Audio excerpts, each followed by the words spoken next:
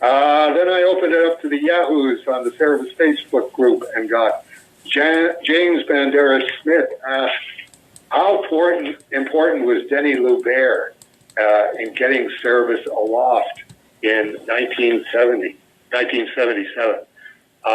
Critical, central. It was Cerebus's financing, being able to pay to have a first issue printed. Deni had two $500 Canadian bonds, and she cashed in one of them to pay the printing bill. You talk about you don't have a pot to piss in and a window to throw it out of. That was the situation that Deni and I were in. So that was, I think I know what I'm doing here. Here's what I think we're going to do, and here's how I see it going. And it's like, it crawled along. It was definitely Deni's $500, but it was definitely my expertise from having worked with James Whaley on Orb magazine, and having worked with Mike Friedrich on Star Reach and Quack and Imagine, and seeing, wow, there are pitfalls here where it's not like it's an evil corporation out to get you. It's just this is the way things work. I would cite as one of the examples.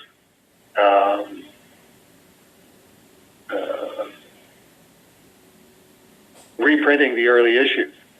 This is one of the things that is to me historically important about the Swords of Cerebus first printing wraparound cover.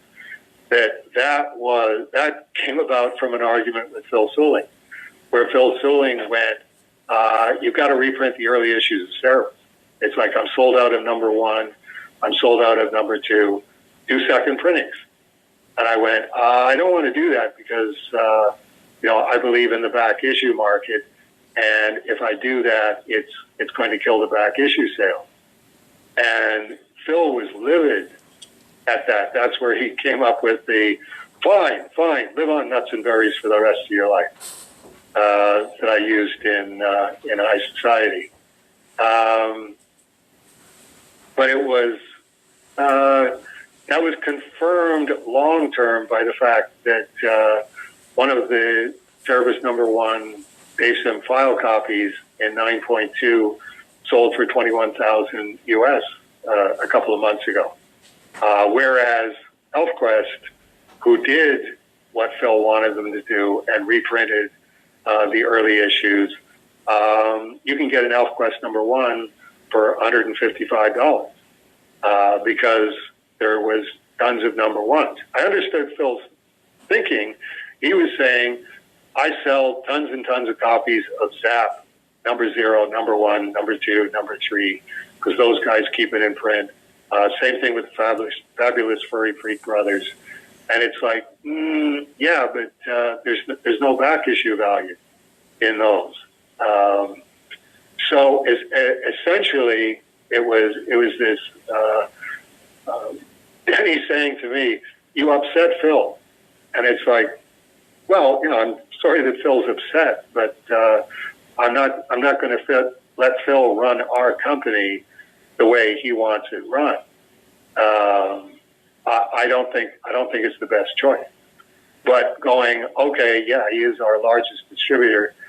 Here's a compromise that I've also thought about doing a trade paperback reprint collection that would have the first 3 or the first 5 issues of Cerebus in it. And Phil automatically goes, 4. 4 is a better number. And I'm going, okay, I don't know why 4 is a better number, but since I'm trying to meet Phil halfway here, yeah, 4. Okay, let's say 4. But it was also this complete revolution in the comic book field. This was the first time anybody had reprinted a comic book in sequence. Why not reprint number 1, number 2, number 3, and number 4? I ripped off Carmen Infantino's design for the original Flash 80-page giant. You can probably find that online. I think it was the first Flash 80-page giant, which had like large heads of the Flash and then vertical panels that had the scenes of the stories that were reprinted. But it wasn't Flash 105, 106, 107, and 108. It was, no, this is a really good story.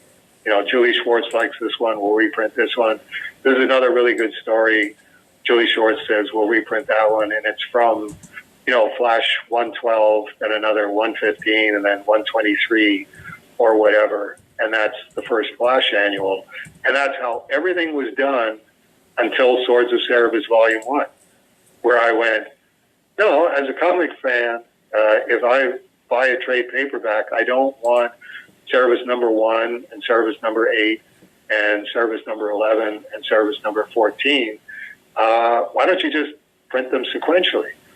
So, you know, eventually that did lead to Marvel Essentials and DC Showcase, where they went, well, son of a gun, this is actually a sensible way to do this.